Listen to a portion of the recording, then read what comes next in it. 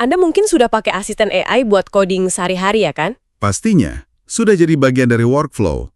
Tapi pernah nggak sih merasa asisten itu, walaupun pinter, rasanya agak generik? Kayak ngobrol sama ensiklopedia berjalan gitu ya? Nah, itu dia. Gimana caranya kita bikin AI itu nggak cuma pinter, tapi juga paham sama proyek kita. Paham aturan main, standar, dan alur kerja spesifik di tim Anda. Tanpa bikin dia jadi kebanjiran informasi sampai, ya, nge-lag. Itu dia pertanyaan kuncinya. Karena kalau AI cuma bisa jawab pertanyaan umum, gunanya di proyek yang rumit jadi terbatas.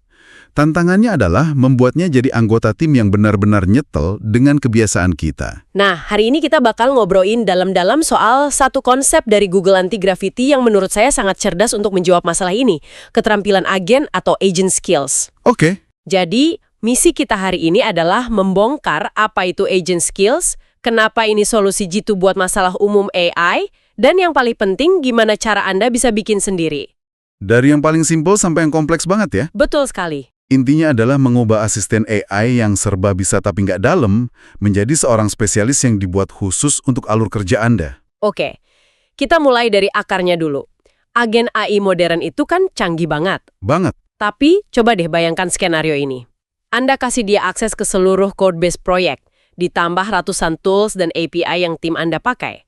Logikanya makin banyak info makin pintar kan? Harusnya begitu. Tapi apa yang sebenarnya terjadi? Yang terjadi itu malah kebalikannya. Itu resep untuk bencana komputasi kecil-kecilan. Wow. Ada dua masalah besar yang muncul. Saturation context atau context saturation dan pembengkakan alat atau tool bloat. Oke. Sumber kita menggambarkannya begini. Setiap kali Anda bertanya sesuatu yang simpel, Anda memaksa agen itu untuk memasukkan informasi sekitar 40.000 sampai 50.000 token deskripsi tools ke dalam otaknya. Setiap saat? Setiap saat. Padahal 99% dari informasi itu nggak relevan sama sekali dengan pertanyaan Anda. Wow, 50.000 token.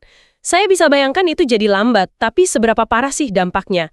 Apakah kita bicara soal jeda beberapa milidetik, atau benar-benar sampai bikin agennya nggak bisa dipakai? Jauh lebih parah dari sekedar lambat. Pertama, latensinya meroket. Pasti. Kedua, biayanya membengkak karena token yang terbuang sia-sia. Tapi yang paling bahaya adalah fenomena yang disebut pembusukan konteks atau context decay. Pembusukan konteks. Betul. Ini kondisi di mana modelnya jadi lemot mikirnya, bingung sendiri, karena terlalu banyak informasi sampah. Dia nggak bisa lagi membedakan mana sinyal penting dan mana noise. Kualitas jawabannya menurun drastis. Jadi seperti kita mencoba kerja di meja yang super berantakan. Persis. Walaupun semua alat ada di sana, kita malah jadi susah fokus. Oke. Nah, untuk mengatasi kekacauan ini, Anti-Gravity punya solusi yang jujur pas saya baca ini saya langsung mikir kenapa nggak dari dulu begini? Haha, solusi yang elegan ya. Iya, konsepnya disebut pengungkapan progressive disclosure. Apa yang menarik di sini adalah cara berpikirnya yang dibalik. Biasanya kan kita berpikir untuk memberi makan AI dengan semua data di awal. Betul, dijejali semua. Pengungkapan progresif ini sebaliknya. Alih-alih memaksa model untuk menghafal semua alur kerja spesifik, misalnya cara migrasi database atau melakukan audit keamanan, kemampuan-kemampuan ini dibungkus dalam unit-unit modular. Dan unit-unit ini baru diungkap atau ditemukan oleh agen saat benar-benar dibutuhkan. Analogi menu di restoran itu sangat membantu sih. Kita kan nggak perlu tahu resep dan semua bahan di dapur untuk bisa pesan makanan. Tepat. Kita cukup lihat daftar menunya yang ringkas. Analogi yang sempurna. Di awal, model hanya melihat menu metadata yang sangat ringan dari semua skill yang tersedia. Dia cuma baca judul dan deskripsi singkat. Cuma headernya aja ya? Betul. Pengetahuan prosedural yang berat seperti instruksi detail, contoh kode, atau skrip baru akan dia baca dan muat ke dalam memorinya ketika maksud dari permintaan Anda cocok dengan salah satu item di menu itu. Jadi di-load pas butuh aja? Iya, ini yang bikin konteksnya tetap ramping, responsnya cepat, dan biayanya efisien. Oke, jadi kalau kita teruskan analogi itu, apa sebenarnya hidangan yang kita sebut skill ini? Apakah ini cuma sekedar resep? Atau Lebih seperti paket bahan makanan yang sudah disiapkan? Nah, lebih ke yang kedua. Secara teknis, sebuah skill itu adalah sebuah paket berbasis directory. Isinya ada satu file definisi utama, skill MD, dan bisa juga dilengkapi aset pendukung kayak script, file referensi, atau template. Oke. Tapi yang bikin dia spesial bukan cuma isinya, melainkan dua karakteristik utamanya. Oke, karakteristik pertama. Pertama, dia sesuai permintaan atau on demand. Ini beda banget sama sistem prompt yang selalu dimuat di awal dan membebani konteks. Selalu ada di memori ya kalau sistem prompt. Betul. Kalau skill, dia hanya aktif dan dipanggil ke dalam memori ketika agen mendeteksi bahwa skill itu relevan dengan permintaan Anda. Ini krusial sekali. Dan yang kedua? Kedengarannya ini lebih dari sekedar instruksi. Betul. Karakteristik kedua adalah ekstensi kemampuan. Skill nggak cuma berisi teks instruksi. Dia bisa menjalankan perintah menggunakan skrip Python atau Bash. Wah, ini lompatan besar. Iya kan? Ini mengubah agen dari pustakawan yang cuma bisa cari dan merangkum informasi menjadi mekanik yang bisa mengambil alat dan melakukan sesuatu di sistem Anda. Ini terdengar sangat kuat. Tapi mungkin ada yang mikir, tunggu dulu. Ini kan mirip seperti tools atau workflows yang sudah ada di sistem lain. Apa bedanya? Pertanyaan bagus, karena perbedaannya fundamental.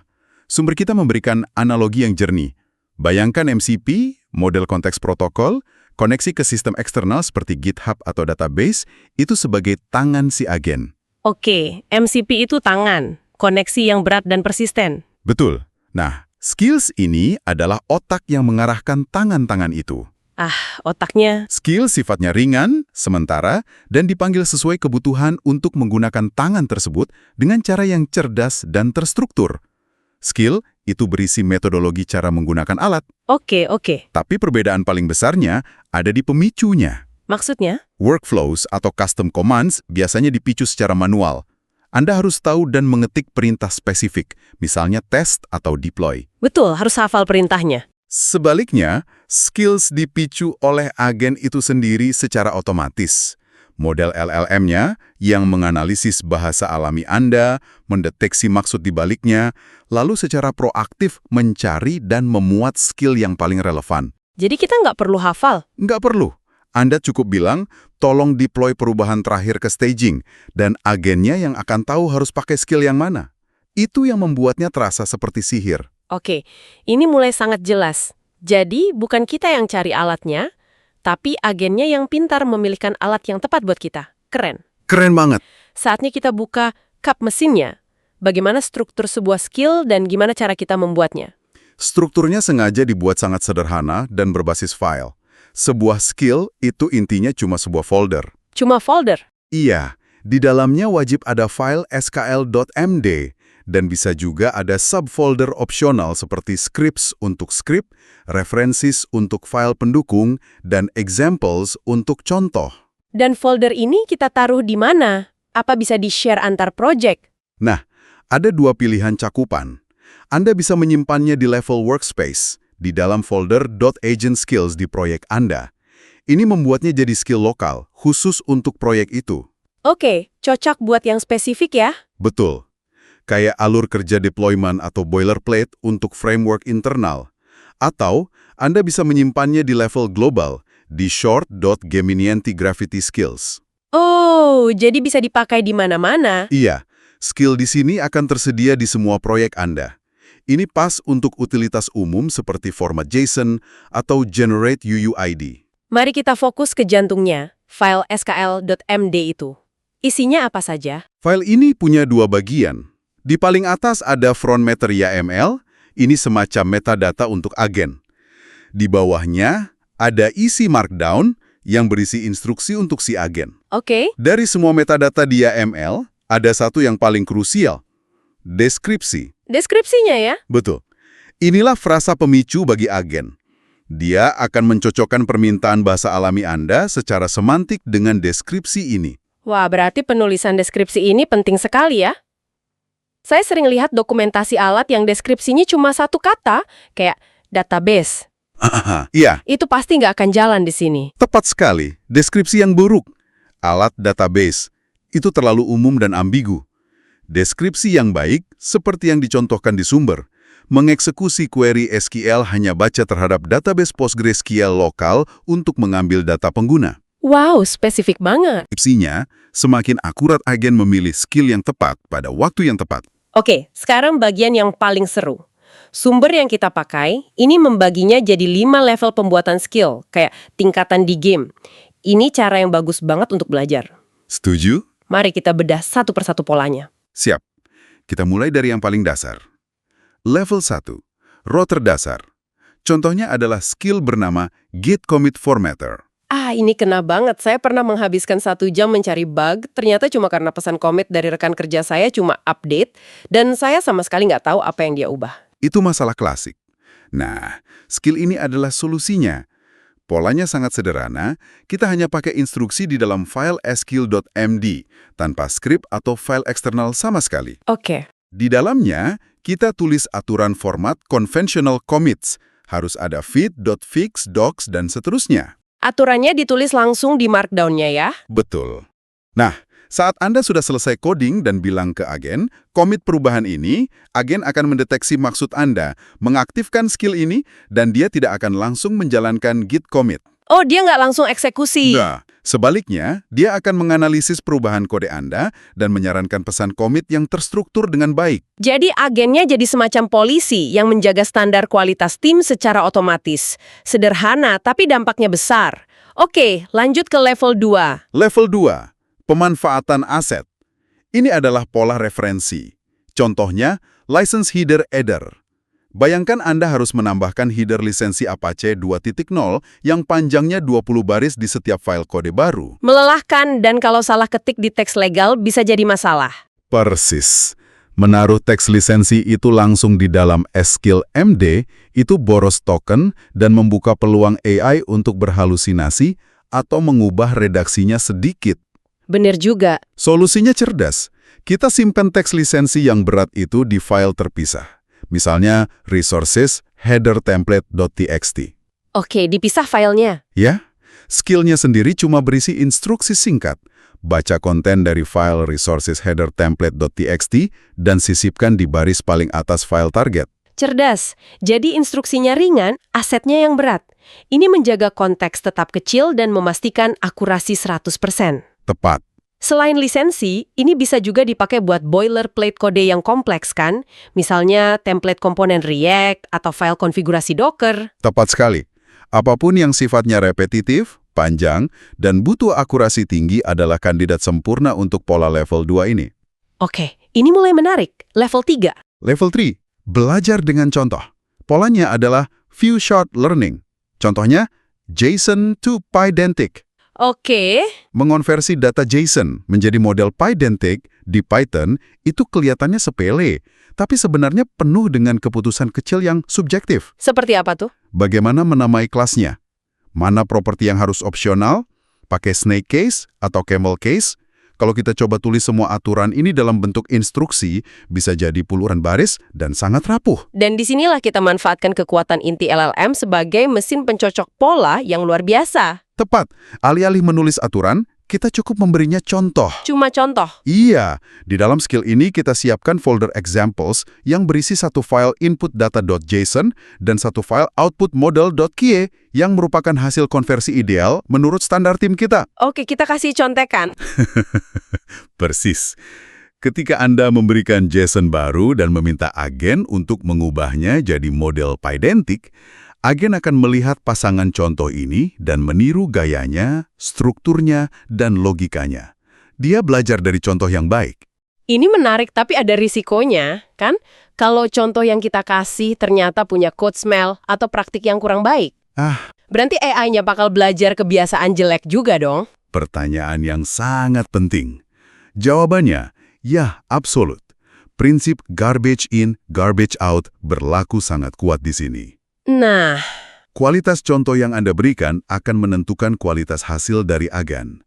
Makanya, pola ini menuntut kita untuk menyediakan contoh-contoh yang benar-benar mewakili best practice di tim kita. oke, jadi ini bukan cuma soal mengajari AI, tapi juga memaksa kita untuk mendokumentasikan standar kita dengan lebih baik. Saya suka itu. Lanjut ke level 4, ini pasti lebih canggih. Level 4, logika prosedural. Polanya adalah penggunaan alat atau eksekusi skrip.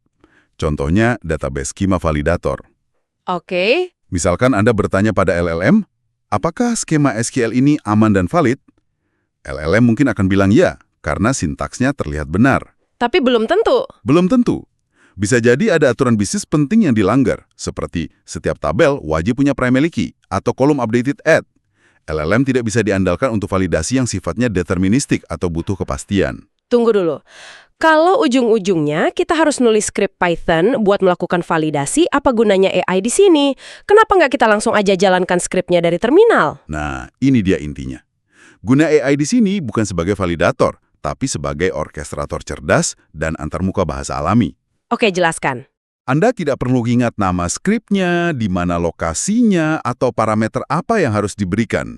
Anda cukup bilang dengan bahasa biasa, "Hey, tolong validasi file skema yang baru saya buat ini." Cukup gitu aja. Iya. Agen akan 1. Paham maksud Anda. 2. Menemukan skill validasi yang tepat. 3. Menjalankan skrip validat skema.py yang sudah kita siapkan dengan argumen yang benar. Dia yang urus semuanya. Betul. 4. Membaca hasilnya dari exit kode 0 jika berhasil, 1 jika gagal, dan 5. Melaporkan hasilnya kembali kepada Anda dalam bahasa yang mudah dimengerti. Jadi dia jembatan ya? AI di sini adalah jembatan antara kebutuhan manusia dan alat-alat teknis yang presisi. Oh, oke. Sekarang saya paham. Jadi ini pembagian kerja yang cerdas. Kreativitas dan pemahaman bahasa oleh AI, keandalan dan logika pasti oleh kode. Oke, kita sampai di puncak. Level 5, sang arsitek. Level 5. Arsitek. Pola ini, pada dasarnya, adalah gabungan dari semua pola sebelumnya. Ini adalah orkestrasi yang kompleks. Contohnya adalah AddK Tool Scaffold, sebuah skill untuk membuat kerangka atau scaffolding untuk tool baru di Agent Development Kit, ADK. Oke, jadi apa yang terjadi kalau kita minta dia misalnya buat tool ADK baru bernama Stock Price? Saat Anda memberikan perintah itu, agen akan mengaktifkan skill arsitek ini dan melakukan serangkaian langkah yang terkoordinasi. Pertama, dia akan menjalankan skrip untuk membuat struktur direktori dan file-file dasarnya. Oke, jadi dia pakai pola level 4 untuk membuat kerangkanya. Betul. Kedua, dia akan menggunakan template dari folder resources untuk mengisi kode boilerplate di dalam file-file yang baru dibuat. Dan dia pakai pola level 2 untuk mengisi kontennya. Masuk akal. Ketiga, dia akan melihat contoh implementasi tool lain yang ada di folder examples sebagai panduan tentang bagaimana seharusnya struktur dan logika implementasinya. Ini pola level 3? Tepat. Dan terakhir, berdasarkan semua itu, dia akan mulai mengedit file yang baru dibuatnya untuk menyelesaikan tugas menambahkan logika spesifik untuk mengambil harga saham sesuai permintaan awal Anda. Wow, jadi ini benar-benar seperti melihat seorang developer senior bekerja. Dia menggunakan skrip untuk otomatisasi, template untuk efisiensi, contoh untuk referensi, lalu menggabungkan semuanya untuk membangun sesuatu yang baru. Luar biasa. Tepat. Ini adalah agen yang tidak hanya menjawab pertanyaan, tapi benar-benar membangun dan berkontribusi pada code base dengan cara yang terstruktur dan sesuai aturan. Jadi kalau kita rangkum, Agent Skills ini cara yang sangat ampuh untuk mengubah asisten AI generik menjadi spesialis yang benar-benar nyetel dengan tim Anda. Betul sekali. Ini soal membuat AI bekerja dengan cara Anda, mengikuti aturan Anda, dan menggunakan alat Anda, bukan sebaliknya. Kita sudah lihat polanya, dari instruksi sederhana di level 1, pakai referensi file, belajar dari contoh, mendelegasikan ke skrip, sampai jadi arsitek yang mengorkestrasi semuanya. Dan jika kita hubungkan ini ke gambaran yang lebih besar, ini bukan cuma tentang membuat AI menulis kode lebih cepat. Ini tentang mengkodifikasi pengetahuan. Mengkodifikasi pengetahuan ya? Praktik terbaik tim, standar keamanan, alur kerja unik yang mungkin sebelumnya hanya ada di dokumen Confluence yang jarang dibaca atau di kepala para senior. Haha, iya. Sekarang bisa diekstraksi dan ditanamkan langsung ke dalam agent itu sendiri. Ini membuatnya bukan sekedar asisten tapi menjadi anggota tim yang konsisten dan menjadi penjaga kearifan kolektif tim Anda. Sebagai penutup, coba pikirkan ini. Kita sudah tahu bahwa skill diaktifkan oleh agen berdasarkan maksud pengguna. Seiring bertambahnya koleksi skill di organisasi Anda, mungkin nggak ya, agen AI di masa depan itu nggak cuma pasif menunggu perintah? Jadi proaktif. Iya, mungkin dia bisa secara proaktif menyarankan alur kerja yang lebih baik yang bahkan belum pernah kita pikirkan. Hanya dengan menganalisis pola permintaan kita terhadap skill yang ada. Apa jadinya kalau asisten AI Anda mulai bisa mengajari Anda cara bekerja yang lebih efisien?